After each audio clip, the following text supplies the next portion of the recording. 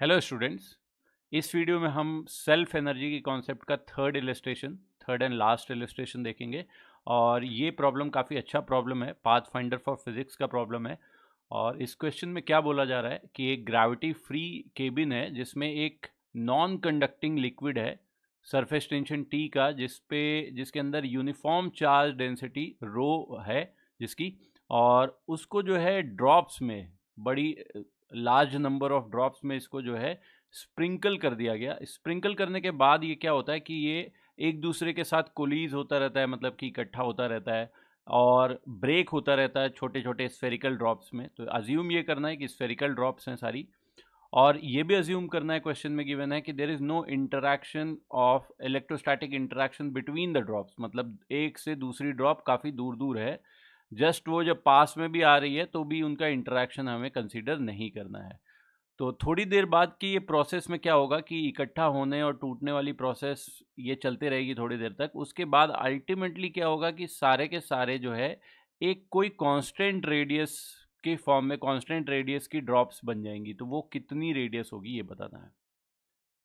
तो इस क्वेश्चन को समझना है तो एनर्जी के कॉन्सेप्ट में समझते हैं। देखो, मान लो कि जो लिक्विड है उसका टोटल वॉल्यूम हमने ले लिया V, ठीक है। और बिल्कुल फाइनल स्टेट में जब सबकी रेडियस, सारे ड्रॉप्स की रेडियस जो हो गई सेम हो गई, let's say that radius is R, और टोटल मान लेते हैं कि n नंबर ऑफ ड्रॉप्स बन गई हैं, तो total volume V can be written as एक ड्रॉप का volume multiplied by number of drops. तो n is the number of drops into एक ड्रॉप का वॉल्यूम 4π/3 इंटू आर क्यूब। एक तो इक्वेशन यहाँ से वॉल्यूम कंजर्वेशन की हमने लगा ली। अब देखो हो क्या रहा है कि अगर मैं इस पूरे लिक्विड के ड्रॉप्स की सारी तरह की एनर्जी लिखूं, तो एक तो सरफेस टेंशन की वजह से उसके सिस्टम में सरफेस एनर्जी होगी, और दूसरा इलेक्ट्रोस्टैटिक सेल्फ एनर्जी होगी, ठीक है। तो अगर मैं total energy of the system लिखूं, let's say total energy of the system U total will be equal to sum of electrostatic self energy plus surface tension की एनर्जी, ठीक है। अब इन दोनों के सम के फॉर्म में लिखना है, तो मैं पहले इलेक्ट्रोस्टैटिक वाला पार्ट लिखता हूँ। किसी एक की एनर्जी लिख लो, एक conducting sphere, non conducting sphere है ये, यहाँ पे इंसुलेटिंग स्फीयर है, चार्ज डेंसिटी रो है, और उसके लिए हम लोगों ने रिजल्ट निकाला था कि कितना होता है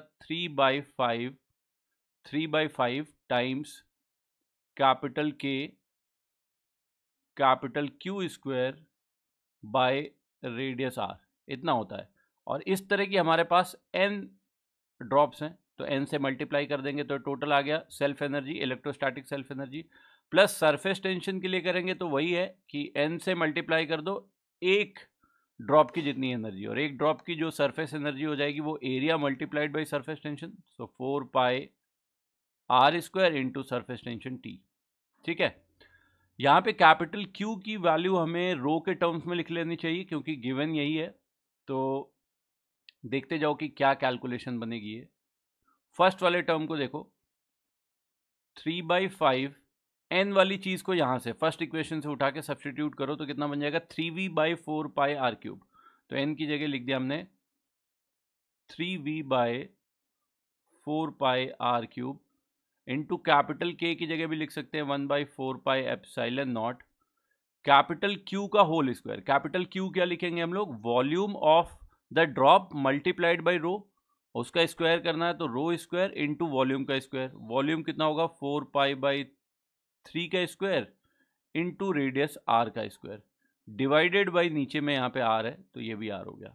तो फर्स्ट टर्म तो ये आ गई हमारे पास, प्लस सेकेंड टर्म में देखो तो n की वैल्यू तो अभी भी सेम वही 3v/4πr³ multiplied by 4πr² into surface tension T।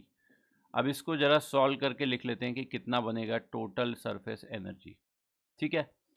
तो 4π/3 ये इतना पार्ट, ये 4π/3 तो एक कैंसिल हुआ इसकी पावर 2 से, क्योंकि उल्टा लिखा हुआ है, 4π/3 है, यहाँ पे 3/4π है तो पावर 2 कैंसिल हो गई। फिर एक देखो 4π, तो 4π यहाँ से कैंसिल हो जाएगा, ये 4π एक बचा हुआ 4π इससे भी गया, ये 3 जो है इस वाले 3 से कैंसिल हुआ, तो अब देखो बाकी कितनी चीज़ें बन रही हैं ऊपर, और आर से देखोगे तो एक आर का नीचे, अच्छा सॉरी एक गलती यहाँ पे हुई है, आर स्क्वायर नहीं होना चाहिए था, ये वॉल्यूम जब हम लिख रहे थे तो वॉल्यूम में आता आर क्यूब और उसका स्क्वायर है, तो आर क्यूब का स्क्वायर बेसिकली आर की पावर 6 होगा, ठीक है। तो आर की पावर 6, यहाँ पे नीचे 3 और यहाँ पे पावर 1, तो आर की पावर 6/4, सो आर स्क्वायर बचेगा टर्म। तो ऊपर वाले पार्ट में देखो हमारे पास क्या बच रहा है, रो स्क्वायर आर स्क्वायर, तो rho square R square divided by 5 epsilon naught by 5 epsilon naught, और एक टोटल वॉल्यूम v वाला भी टर्म था, तो total volume v plus second वाले में देखो तो 4 पाई से 4 पाई कैंसिल हो गया, आर स्क्वायर से क्यूब जाएगा तो नीचे सिर्फ r बचेगा, तो 3v बाय r इतना बच गया टोटल एनर्जी। अब ये दिख रहा है कि ये टोटल एनर्जी r के साथ साथ चेंज करती रहेगी। अब यहाँ पे फिजिक्स की कॉन्सेप्ट वाला पार्ट आया कि हमें करना क्या है। हमें पता है कि जब भी कोई सिस्टम जिसका मास जिसकी एनर्जी चेंज कर रही हो, वो सिस्टम सबसे स्टेबल तब होता है जब उसकी टोटल एनर्जी सिस्टम की वो मिनिमम हो, है ना। ये चीज़ आप लोगों ने स्टेबल, अनस्टेबल और न्यूट्रल इक्विलिब्रियम वाले कॉन्सेप्ट में भी पढ़ी होगी कि ऐसे पोटेंशियल एनर्जी वर्सेस आर का ग्राफ प्लॉट करते हैं तो हमें पता होता है कि ये मैक्सिमा जहाँ पे है और मिनिमा जहाँ पे है, उन सारी जगहों पे हमारे पास क्या होता है, फोर्स जीरो होती है, मतलब इक्विलिब्रियम होता है। और उनमें से भी स्टेबल इक्विलिब्रियम कब होता है, जब ये नीचे पहुंचे हुए होते हैं, मतलब कि पोटेंशियल एनर्जी का क्या होता है, मिनिमा होता है ना। केमिस्ट्री से रिलेट करना चाहो तो आप लोगों ने बॉन्ड लेंथ के लिए इस तरह का कुछ ग्राफ पढ़ा होगा, ऐसा है ना, ऐसा होता कि नहीं होता कि जब इंटरन्यूक्लियर सेपरेशन या दो मॉलिक्यूल्स के बीच में, सॉरी एटम्स के बीच का सेपरेशन कम होते रहता है तो पोटेंशियल एनर्जी कम होती जाती है। और बॉन्ड कहाँ पे बनता है, जहाँ पे ये मिनिमम एनर्जी होती है। क्यों? क्योंकि वो कंडीशन सबसे स्टेबल कंडीशन होती है। तो नेचर में हर एक सिस्टम के लिए सिस्टम का जो मिनिमम एनर्जी वाला कन्फिग्रेशन है वो सबसे स्टेबल होता है। तो यहाँ पे भी वो रेडियस, पर्टिकुलर रेडियस जहाँ पे आके ये चीज़ होना बंद हो जाएगी कि रेडियस बढ़ रही है घट रही है, वो तब होगी जब उस सिस्टम की एनर्जी क्या हो जाए, मिनिमम। तो फॉर मिनिमम एनर्जी, या ऊपर से स्टार्ट करते हैं इसको, I can write for minimum energy